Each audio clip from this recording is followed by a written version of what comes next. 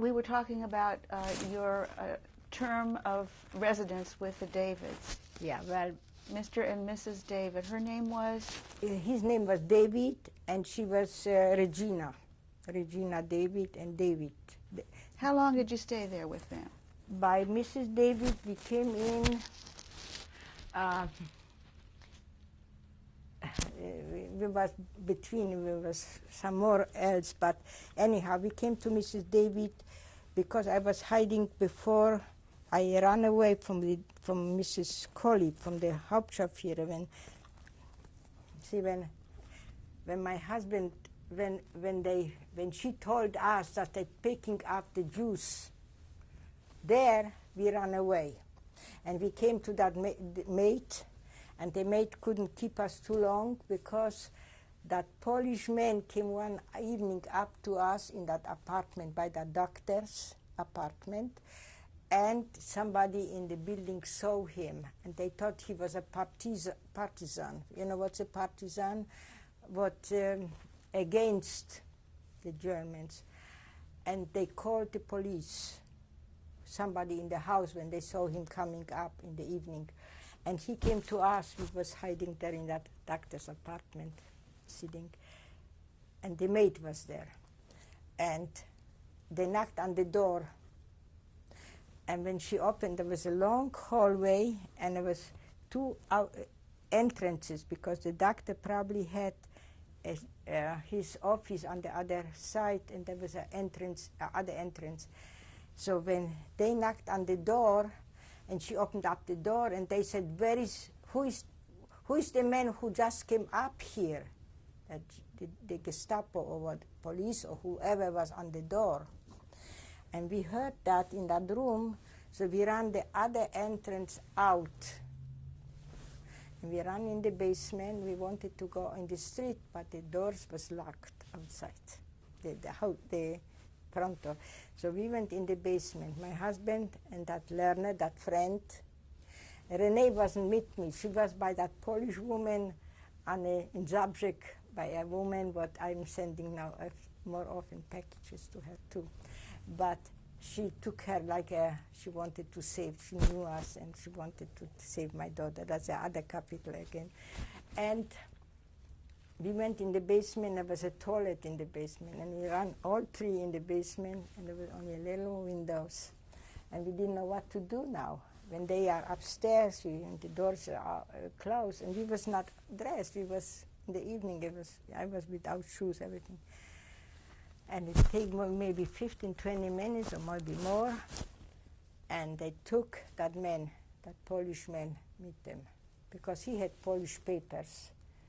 But they took him on the police because they thought he was a partisan. And when they took him from upstairs, from that maid, she said that's her friend. She doesn't know who he is, he's a friend. And they took him. So she came down and she looked for us. She didn't know where we were because we was not dressed. We was half naked, in not even pajamas. I don't remember what we had on. And she came down and she looked for us, and we saw her coming the steps down. That was on the 4th floor she lived, and she came down in the basement. And we said, Kasia was her name. See, now it comes to me. She said, shall I bring you shoes and everything down because you cannot come up anymore because they can come back and check my house, the house from the doctor.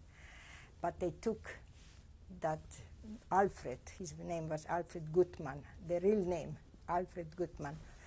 They took Alfred with them, but he had Polish papers. He didn't have, his name was different. And she was afraid they would come back. But we had everything what we had, not me, but the learner, that friend had some rings or something, and he gave it to her to hide it. And she was in that tumult, she forgot about it. So where did you go? And we went to a other maid, who was a maid by my husband's parents, and she was a janitor in another place. So we went, but she was afraid to keep us in her house, so she had, how do you call the, like squirrels, but you can eat them, but you can kill and Well, she didn't keep you there? And she told us we have to stay there because she was afraid of her husband. She could tell the police or somebody that we are there. So I went. She let me stay with her because nobody knew me there. But she was afraid maybe the husband of her knew my husband. So my husband and that Lerner was staying overnight in that little shed, what she has her animals there. She had this, how we call that, what you can hold by the ears. I don't know. Anyhow, it's not important. They could kill it and eat it. Our assessment only ate that. Did you stay there? And we stayed overnight, and in the morning at 4 o'clock we went to another woman who had a house, and my husband knew her from home. Where was the next place that you stayed for any length of time? A length of time. So that woman went to Mrs. David. Why Mrs. David? Because she told my husband, she came always out where her husband was working in that mechanical place, with the cars. My husband worked there too. She came out and she always had cigarettes, and she was smoking too. She gave for the Jewish boys the cigarettes out. And my husband spoke a perfect German, and she was only German speaking. So she asked him, how is your family or something, she asked him probably. That was in the same building, only that was in the Hof, like in backyard, there was the Gestapo and the SS had working, repair works, shops there. So my husband had to work very often there by the cars, so he met at Mrs. David, and she asked him about his family, and he told her that he has his wife and the child in the lager with him. And she said, what is he doing there? And he said, she's a dressmaker, and she sews for the SS, and for everybody she fixes everything what they need. She said, tell her when she has to run away or if she wants help, she can always come to me. I will help her because I need a dressmaker, she said. So when we ran away from that maid, we went to another woman who knows my husband, and she let us in, but she went to Mrs. David in the evening, and she told her that she has Erwin and me in her house. So Mrs. David told her, bring her over. She was an old woman, and she was crooked, I remember her. And she told us to go in the evening when it will be dark to Mrs. David. So we came to Mrs. David. She let us sleep the first night upstairs, and then she made the basement for us ready. And that was about 42, 45, because Christmas time, it was Christmas time. And we came to maybe before a little bit, to Mrs. David in the night when it was dark, and she took us. And she went downstairs because her basement, there was 4 other tenants there, and there was all Germans, but everyone had a Polish girl as a maid. So Mrs. David had paper, brown paper, because her basement had only little wooden sticks around her place, and the other one everybody had the same thing. So she put through the night the whole inside with that paper she put out, and she told us in the morning we will go down. And there was 2 big boxes, what she kept always her potatoes in it, in one, and coal in the other one. So they pushed us to the side, and we made little woods. I don't remember what they did. I was upstairs sleeping with them, with Mrs. David and Renee too. But my husband and that Lerner, and there was another man who came later, and there was 3 men in the basement. And she went to the farmers with little notes from my husband to that Dziedzicz, to that where I lived before. And it were many good old friends, not Jews, the neighbors there from us, and they had farms. And when she brought a paper that Erwin is begging for a little butter or milk or bread or potato, whatever he wrote down, they sent us, and she brought it to us.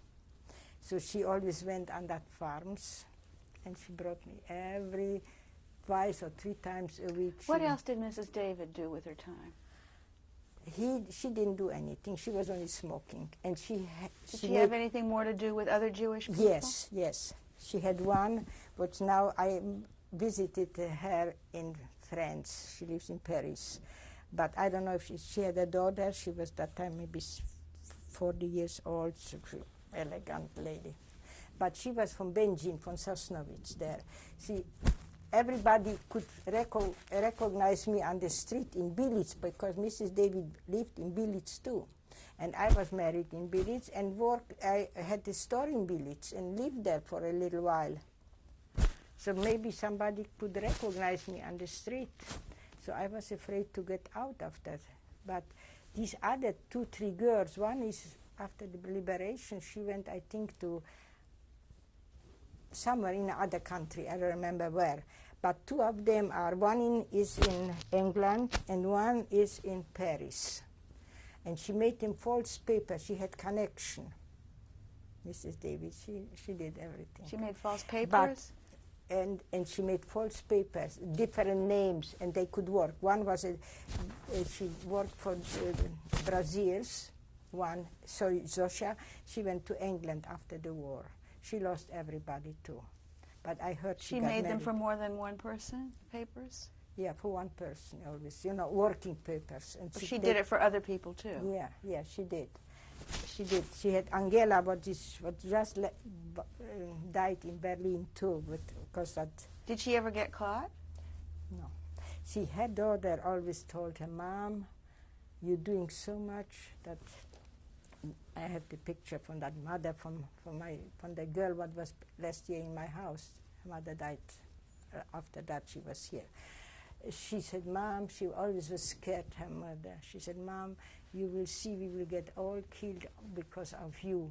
You do so much for everybody, and you shouldn't do that, and you shouldn't do that. And she was always thinking, what shall I do? How shall I do it? That she, she was pushed from the daughter.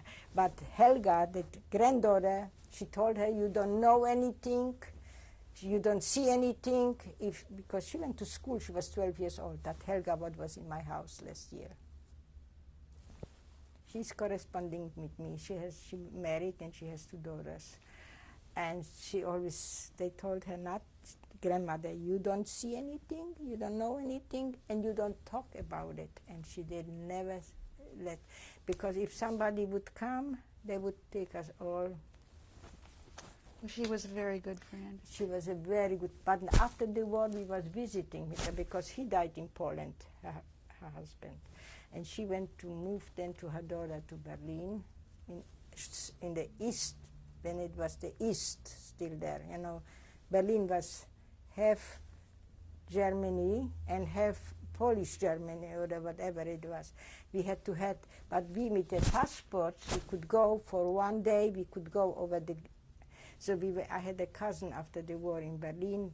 He came from Brazil and he lived in Berlin. He died too.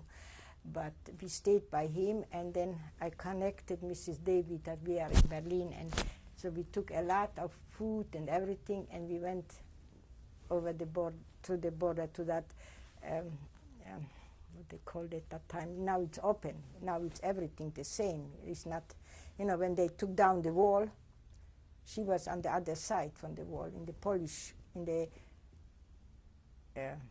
Russian section, or whatever it was, Polish section, Russian section. So we went to her and we stayed with her, and the daughter lived not far from it. So we went out for dinner, all of them. And I left her money, and I remember she opened up her closet, she had a linen closet, one of them, and she put the money under that linen there.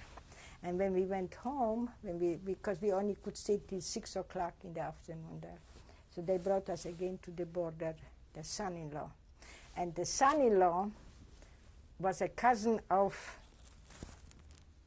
the son-in-law was a cousin from the Davids. His name is David too. So he married her. He was the third husband of that mother. No, Helga is the daughter, and her mother was Margit, and Mrs. David was Regina. Margit had his three husbands, and the third husband was a cousin, and his name was David too. But Helga was from the first husband, and I don't know if she was not married to a Jew or something, because she got, after the war, she got some money from the Germany, from the Jewish community center. I don't know how it worked out. But Mrs. David was very good to the Jews. Maybe she was connected with Jewish people too before the war or something. I don't know. We never talked So about were it. you there for liberation at the same time, at the day of liberation? Where were you? Where? Were you at the David's home? No. Where were you? Liberation, what a liberation? When the war was over? When the war was over, sure. I was in the house by the David, in the basement, with my husband, Amita Lerner, and the third man. And in the evening, the German came to Mrs. David, because we had a cellar. There was a window, a little window in the cellar, where we was sitting the whole 6 months, 5 months, 6 months. And they told her, the Germans, that they will sleep upstairs in her apartment. She was on the first floor. And in the morning, they're going to shoot from the windows, from that window from the basement. They asked her if she has that window in that front. She said yes, that cellar. They will come down, the men, the Germans, and they will shoot, because the Russians are already next to the park. There was a park by her house. And they are from the other side. They came from Auschwitz. They had already liberated the Auschwitz, the Russians, and they was pushing to Belitz, because it was not far, only 12 kilometers, was not even 10 miles maybe, or something like that. I don't know how they divided it. So she let him sleep. There was 10 or 12 soldiers, German soldiers, and they were supposed to come down in the morning in the basement and shoot from that window. So she came down and she said, get dressed and out of here. Because we had a hole in that concrete. My husband was digging with a Lerner, and me and Mrs. David in the night took out the dirt in the park. Because in that one box, what was for the potatoes, my husband made hinges on it. And the hinges were supposed to go in that hole, then down, and be in the box and down in that hole.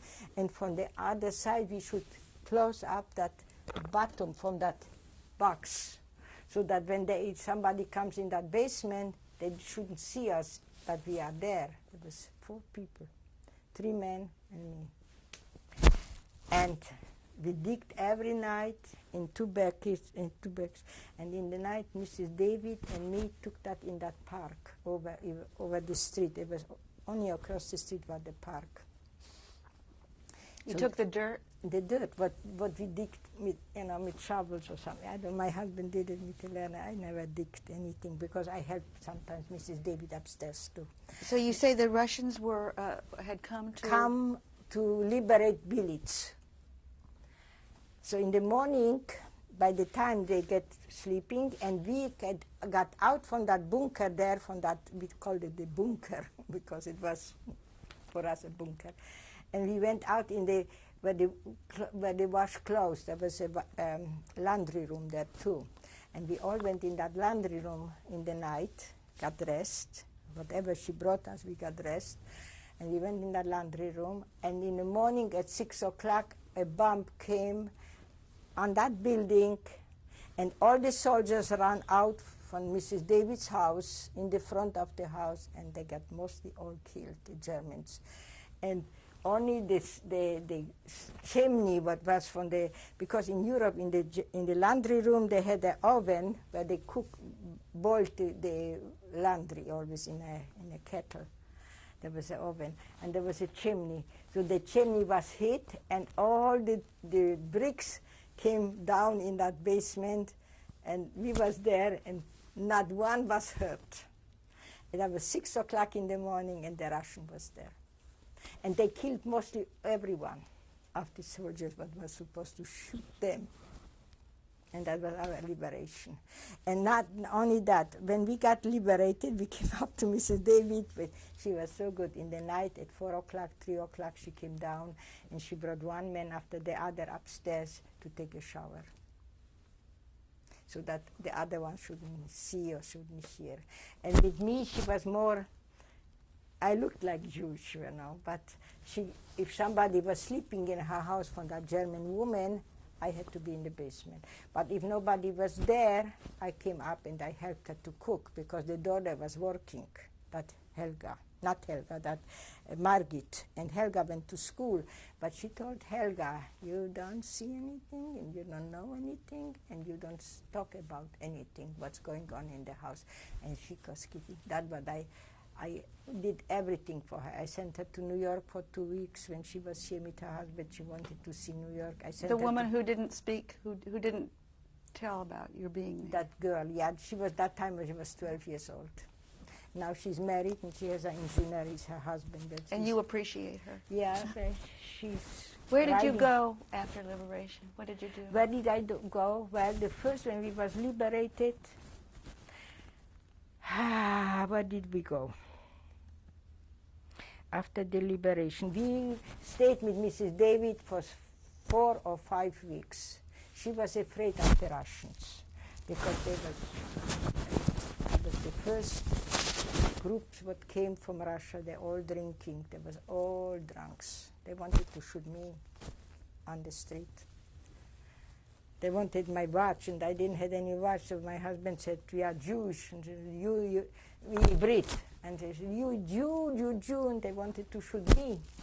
And the other one wanted, thank God, some girl walked on the other street, and they ran after her, and they let us go, because Renee was with me, my daughter. We went to a woman who would give me a little bit milk for my daughter, that after the liberation. I was afraid to go in the street, because the Russian was all drunk. The first Russian came in, Mrs. David, an old man with a horse and buggy. I don't know, he was probably the driver or chauffeur, not chauffeur, but the horse. And he had a bag, like a, he was holding like a brown, not bag, sack. And in that he has probably food or something, I don't know. And he came in and he saw Renee. So he opened that up and he took an apple out and he gave it to her. An old man. And then he wanted needles. He said he has a brother who is I don't know what he was doing, but brother, and he needs needles for him and thread. So Mrs. David, whatever she had, she gave him.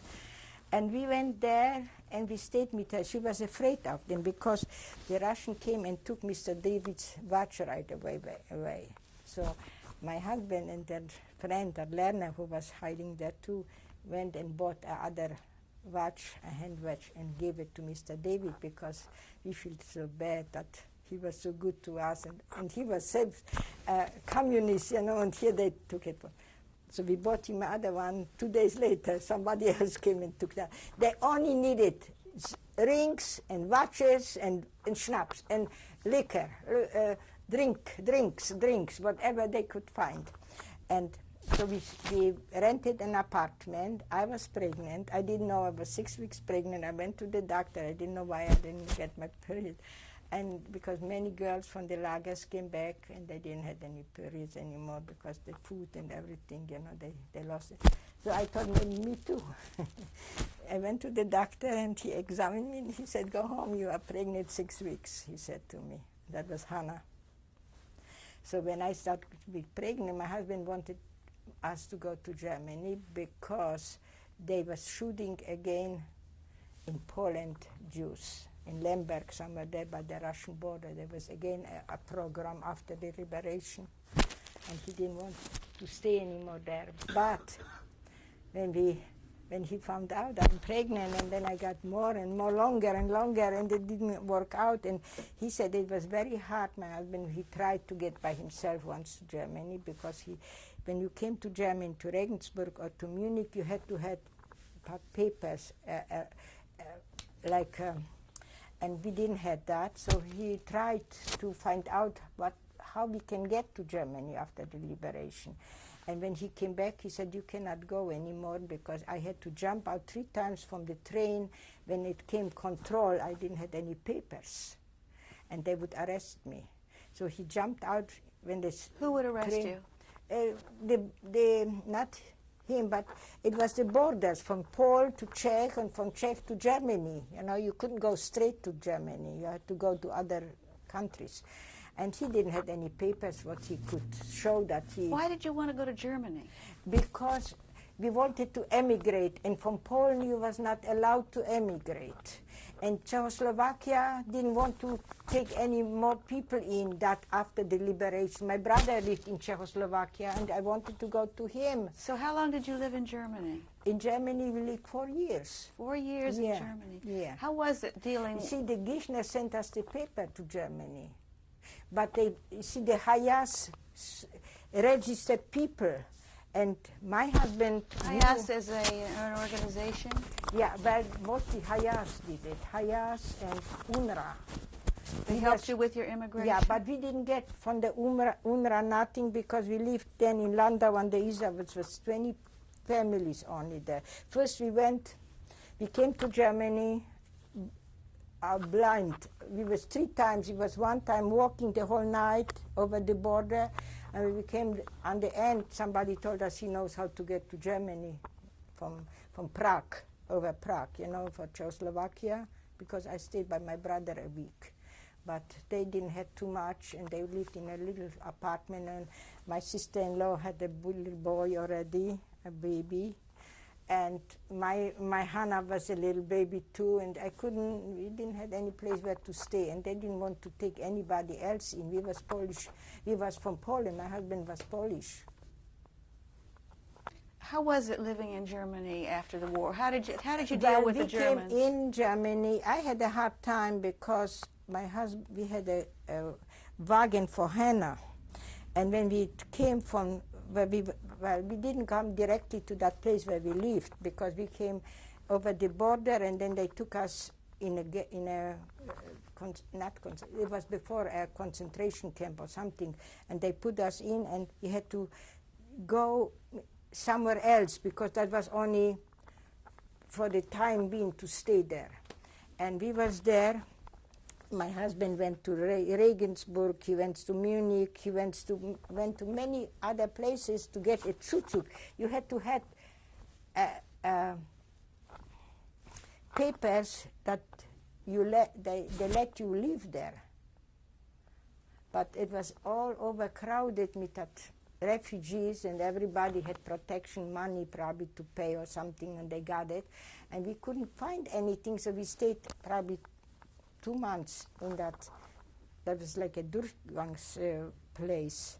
And my husband met his brother, but died here in Washington, that Max, the oldest brother, came with us, but he came before us here. He went in many places, and they didn't want to register us, that we should go and live there.